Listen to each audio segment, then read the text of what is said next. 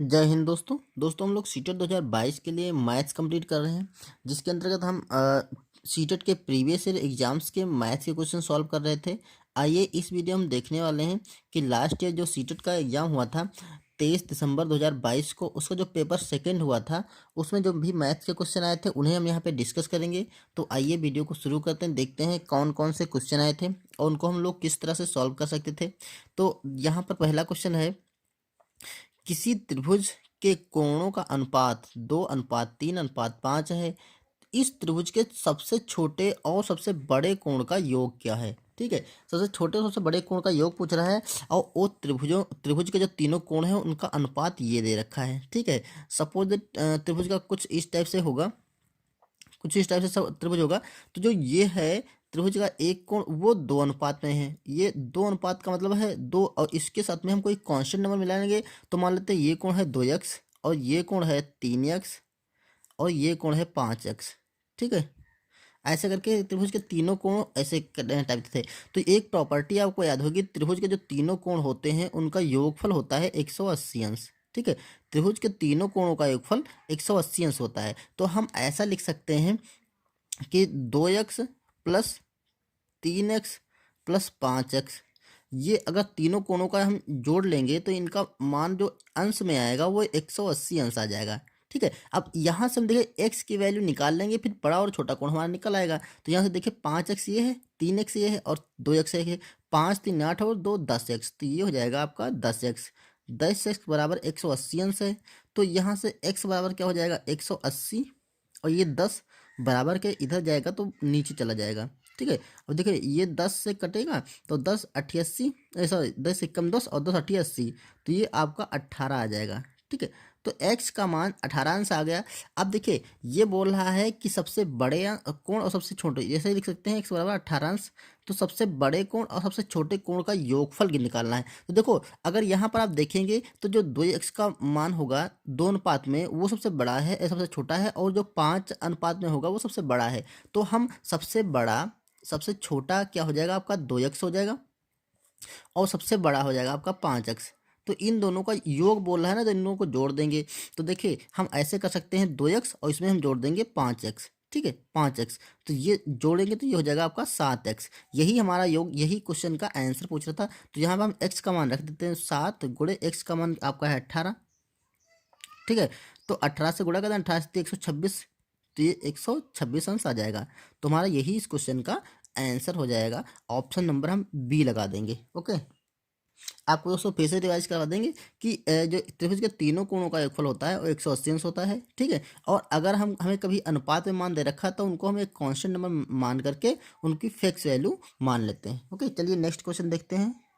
यहाँ पर देखिए दे रखा है 5 प्रेक्षण x+1, x+2, x+3, x+6 और x+8 का माध्य 11 है। बीच के 3 प्रेक्षणों का माध्य क्या होगा? मतलब 5 प्रेक्षणों का माध्य दे रखा है, बीच के 3 प्रेक्षण, ये बीच के देखिए ये किनारे का निकाल देंगे, ये किनारे, तो इन 3 प्रेक्षणों का माध्य पूछ रहा है हमसे। ठीक है, तो जो प्रेक्षणों का माध्य होता है दोस्तों वो प्रेक्षणों का योग बटे उनकी संख्या होती है।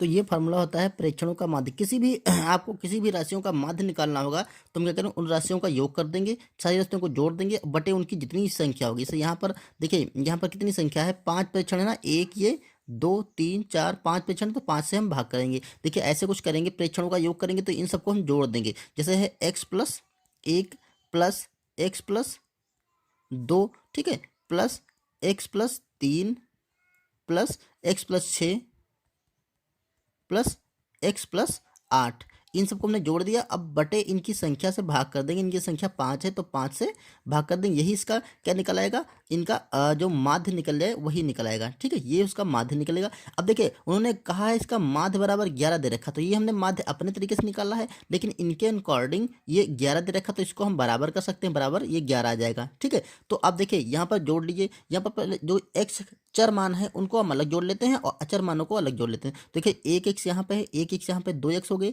3x हो गए, 4x हो गए और 5x हो गए। तो यहाँ हम अलग लिख सकते हैं 5x और प्लस देखिए 1 और 2 3 हो जाएगा, एक ये 2 एक 3 हो जाएगा, और 3 3 6 और 6 6 12, 12 8 20, तो प्लस का 20 हो जाएगा, बटा यहाँ पर है 5, ये बराबर है आपका 11। ठीक है, अब यहाँ पे 1 मान लेंगे और क्रॉस मल्टीप्लाई कर देंगे। तो ये देखिए इसको मल्टीप्लाई करेंगे तो ये आपका हो जाएगा 5x और प्लस 20 बराबर 11×5 = 55 हो जाएगा। तो ये आपका 55 आ जाएगा। हमें x की वैल्यू निकालनी है तो हम बाकी सारे टर्म्स को इधर कर देंगे। तो x देखिए यहाँ पे 5x बराबर हो जाएगा 55 माइनस ये प्लस का है, बराबर किधर जाएगा तो माइनस का हो जाएगा। ये आपका हो जाएगा 55 से 20 घटाएंगे तो आपका 5 और 5 से 2 जाएगा तो आपका 3 मतलब 35 बच जाएगा। ठीक है, तो अब यहाँ से x निकाल लेंगे, x बराबर हो जाएगा ये 35 बचा है।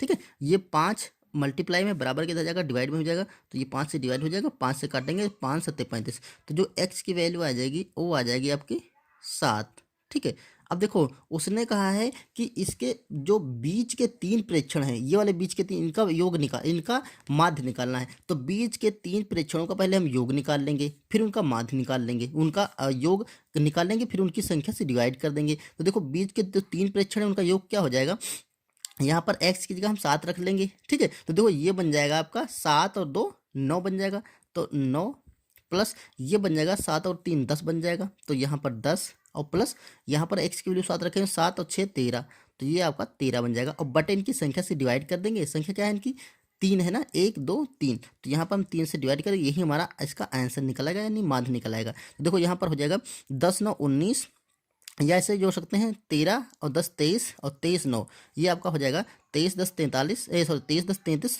और एक निकाल दें 32, ये हो जाएगा आपका 32 और बटा 3।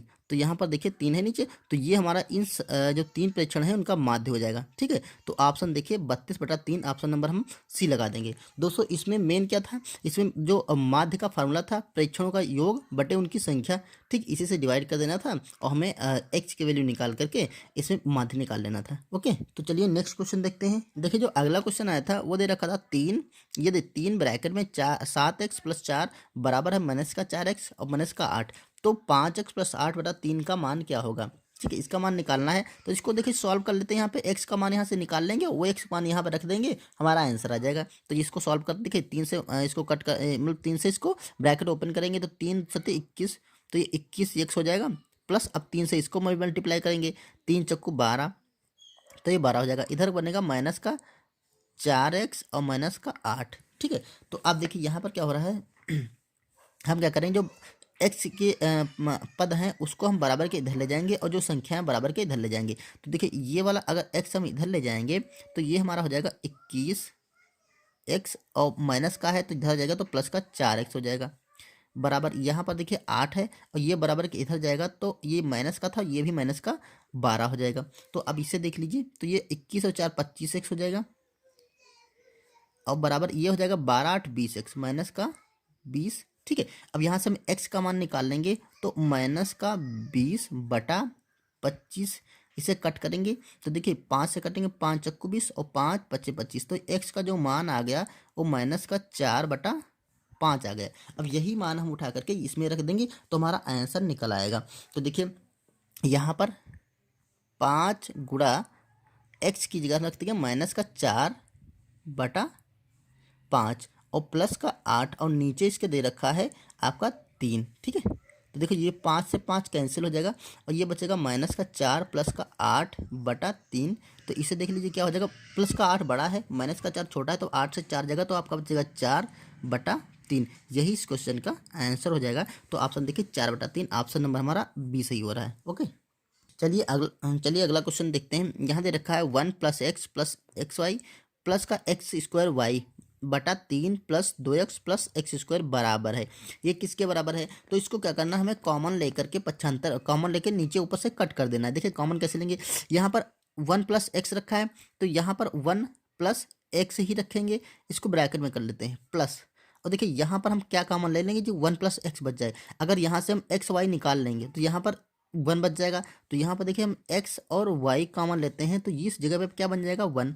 ठीक है, और यहाँ पर क्या बन जाएगा, यहाँ से x से 1 निकल जाएगा तो x खाली देखिए प्लस x निकल आएगा तो x बचेगा और y निकल जाएगा तो y की जगह कुछ नहीं बचेगा, तो ये x + 1 बच गया। ठीक है, अब नीचे देखो क्या करना है, नीचे भी हमें x + 1 बनाना है कहीं पे, तो यहाँ पर 3 तो है ही है प्लस, देखिए इसको हम लिख सकते हैं 3 एक्स माइनस का एक एक्स, अगर 3x से हम एक एक्स घटा देंगे तो ये 2x बचेगा प्लस का, तो ये वही लिखा है, और माइनस का एक्स स्क्वायर।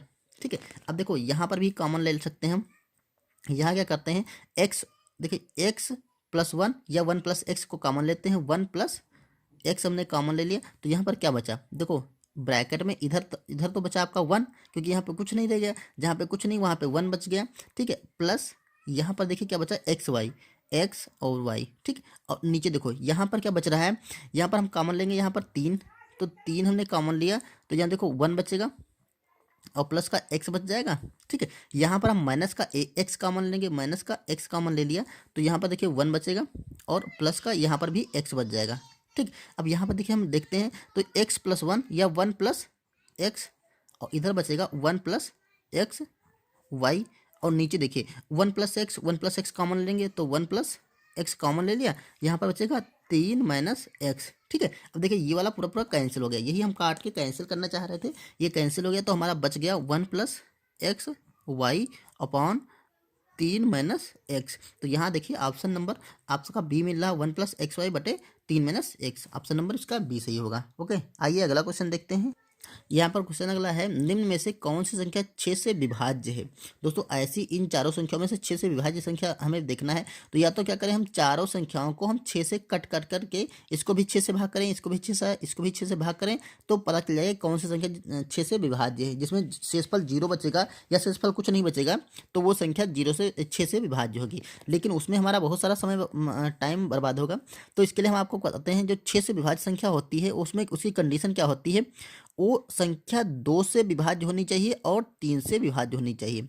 अब जो 2 से विभाज्य होने वाली संख्या होती हैं, वो दोस्तों उनका लास्ट का जो अंक होता है वो एक सम संख्या होती है। सम संख्या का मतलब 2, 4, 6, 8 और 0, ये अंक लास्ट में उसके होने चाहिए। तो 2 से विभाज्य होने की कंडीशन ये है कि ये अंक होने चाहिए, तो देखो सबके लास्ट में एक सम अंक है, मतलब सम संख्या होनी चाहिए, सम अंक होना चाहिए, तो यही सम अंक होते हैं। तो देखिए ये अंक सबके लास्ट में है, तो 2 से तो सारी संख्या विभाज्य हैं। अब हमें चेक करना है 3 से कौन सी संख्या विभाज्य है। दोस्तों 3 से संख्या जो विभाज्य होती है उसकी कंडीशन ये होती है कि उसके सारे अंकों को हम जोड़ दें। ठीक है, जितने भी अंक हैं उनको जोड़ देंगे, और वो अंक अगर 3 से विभाज्य हो रहा है तो ये संख्या 3 से विभाज्य हो जाएगी। देखिए ये आसानी से हम कर सकते हैं, 6 3 9 9 6 15 15 16 17 18 18 5 23, 23 में 3 का पहाड़ा बिल्कुल नहीं लगेगा, तो ये तो आंसर नहीं होने वाला है।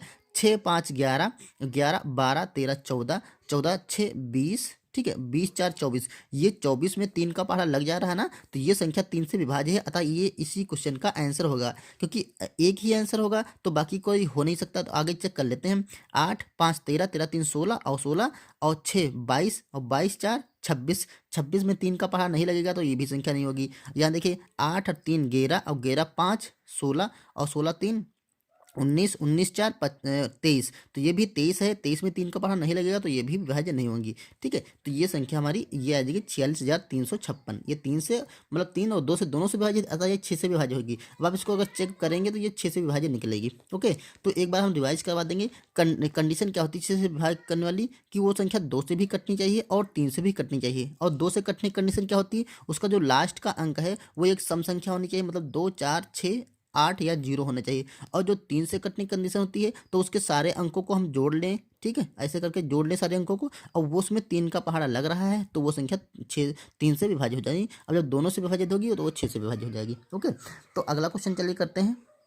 तो यह क्वेश्चन देखा है, निम्न में से कौन 12 गुणे -3 + 5 से अधिक है, मतलब ये कैलकुलेशन से कौन सा कैलकुलेशन अधिक होगा। तो पहले इसका कैलकुलेशन कर लेते हैं। देखिए इसका कैलकुलेशन जो होगा, इसको यहीं पे सॉल्व करते हैं, 12 है गुणा, इसको सॉल्व कर लेते हैं, क्या निकलेगा यहाँ से, देखिए 5 बड़ा है 3 छोटा है, तो 5 से 3 घटा देंगे तो 5 से 3 जाएगा, तो आपका 2 बच जाएगा, तो ये बराबर है 24। तो हमारा जो सॉल्व करना है, ये जो इक्वेशन सारी दे रखे हैं बोडमास के नियम पे, इनका मान किसका 24 से अधिक है। ठीक है, 24 से अधिक होना चाहिए। तो देख लेते हैं, इसको सॉल्व करते हैं। तो हमें सिर्फ यहाँ पे बोडमास के नियम का फॉलो करना है। ठीक है, तो देखो सबसे पहले छोटा ब्रैकेट सॉल्व करेंगे, तो यहाँ पे क्या बचेगा आपका, माइनस का 2 है ब्रैकेट हटेगा, तो माइनस का 3 और माइनस का जुड़ जाएगा, तो आपका माइनस का 5 होगा, तो ये माइनस ब्रैकेट माइनस का 5 हो जाएगा।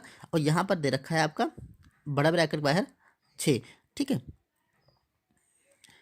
देखिए यहाँ पर माइनस जब ब्रैकेट खोलेंगे तो माइनस प्लस हो जाएगा, तो ये हो जाएगा 6 और गुणा 5, तो 6×5 30 होगा। तो ये तो हमारा आंसर नहीं होगा, क्योंकि 6 से सॉरी यही आंसर हमारा है। देखिए कह रहा था कौन सा 6 से अधिक 24 से अधिक है, तो 6 से 24 से अधिक यही आ गया, तो हमारा आंसर तो यही हो जाएगा। आंसर यही हो जाएगा। आइए अगले भी चेक कर लेते हैं कि अगले तो नहीं हो सकते। देखिए यहाँ पर है, इसको सॉल्व करेंगे तो देखो 5 माइनस का है और 3 प्लस का है, तो माइनस का 5 से प्लस का 3 छोटा है, तो 5 से 3 घटाएंगे तो माइनस का 2 बचेगा, और तो ये हो जाएगा 12 गुणा माइनस का 2, तो ये देखिए 12 दूना 24, ये हो जाएगा 24। वो भी किसका हो जाएगा? माइनस का। तो ये तो काफ़ी छोटा आ गया, तो ये नहीं हो सकता है। इसको देख लेते हैं।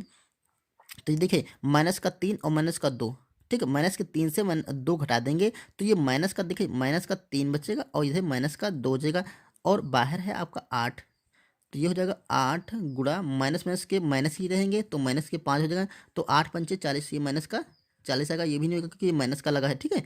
माइनस करना होता तो बड़ा होता, तो ये भी हमारा नहीं होगा। आइए अगला देख लेते हैं। ये है आपका 6 गुणे, यहाँ देखिए माइनस का और माइनस का दोनों हैं, तो ये दोनों जुड़ रहे हैं, तो यहाँ पर हो जाएगा माइनस के 5, माइनस का 5, तो 6×5 माइनस का 30 बन जाएगा। ये भी माइनस का आ गया, तो ये भी हमारा आंसर नहीं होगा। अतः हम आंसर इसका ए लगा देंगे। हमारा जो 30 आएगा वो 24 से बड़ा होगा, ठीक है दोस्तों। इसमें सिर्फ बोडमास के नियम को फॉलो करना था। सबसे पहले छोटा ब्रैकेट, फिर उसके बाद बड़ा ब्रैकेट मंझला, फिर उसके बाद बड़ा ब्रैकेट सॉल्व करना था।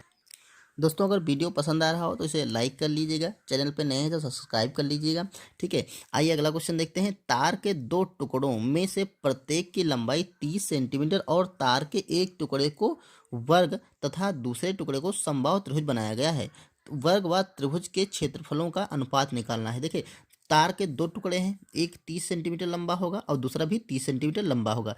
कहा है एक टुकड़े को वर्ग, इस टुकड़े को उन्होंने वर्ग बनाया है, मान लेते हैं ऐसे बनाया होगा वर्ग, ठीक है।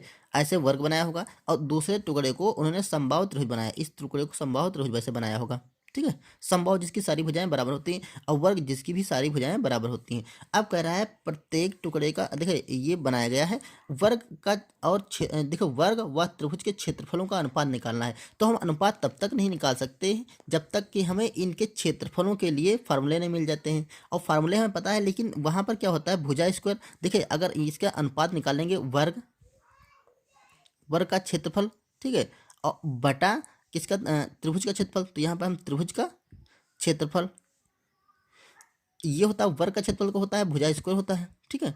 ये भुजा स्क्वायर होता है, और जो समबाहु त्रिभुज होता है वो उसका जो क्षेत्रफल होता है तो √3/4 इंटू भुजा, ठीक है, भुजा स्क्वायर। तो ये फार्मूला होता है कि त्रिभुज का क्षेत्रफल। ये देखिए इसमें हम मान रख के हम इनका अनुपात निकाल सकते हैं, लेकिन हमें यहाँ पर त्रिभुज की भुजा और वर्ग की भुजा पता होनी चाहिए। देखिए यहाँ पर उन्होंने कहा है 30 सेंटीमीटर था, तो जो इसका परिमाप है दोनों का वो 30 सेंटीमीटर होगा, तो जो ये तीनों भुजाओं की लंबाई है वो 30 सेंटीमीटर होगी। तो हम इसको तो ऐसे ही निकाल सकते हैं। देखिए अगर ये पूरी तीनों भुजाओं की लंबाई 30 सेंटीमीटर है, ये 30 सेंटीमीटर है ना, तो हम एक भुजा की लंबाई निकाल सकते हैं। 30 को हम भाग कर देंगे 3 से, तो ये बराबर निकल आएगी 10, मतलब 10 ये हो जाएगी और 10 ये वाली भुजा हो जाएगी और 10 ये हो जाएगी 30 सेंटीमीटर। अब यहाँ पर देखिए इसकी लंबाई है 30 सेंटीमीटर, तो मतलब चारों भुजाओं की जो लंबाई है वो 30 सेंटीमीटर होगी, तो हम 30 को भाग कर देंगे 4 से, ठीक है। अब जो ये निकलेगा आपका, देखिए पॉइंट में ही वैल्यू आएगी इसकी। अगर हम काटेंगे 2 से काटेंगे तो 2 दूनी 4 और 2 15 बार जाएगा, और 2 से काटेंगे तो ये 7.5 बार जाएगा, ठीक है।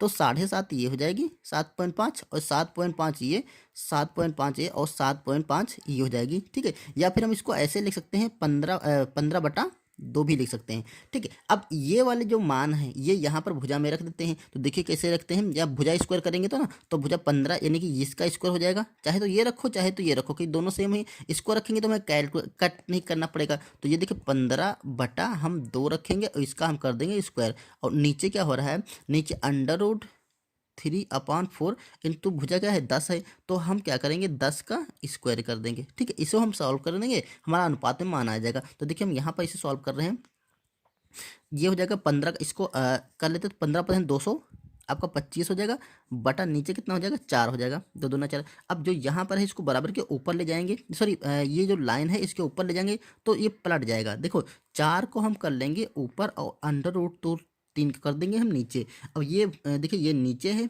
सॉरी ये यहाँ पर ऊपर दे रखा, तो यहाँ पे भी ये नीचे चला जाएगा, तो ये आपका 100 हो जाएगा, क्लियर। अब इसे कैलकुलेट कर लेते हैं। तो देखो जिसे हम काटेंगे 25 से, तो 25 8 25 ये 9 बार जाएगा, 25 चौके 4 बार जाएगा, ये 4 से 4 कैंसिल हो जाएगा। अब देखिए यहाँ पर आपका जो कटने वाला है तो √3 देखिए यहाँ पर हम 9 को लिख सकते हैं, थोड़ा नीचे करते हैं यहाँ पे,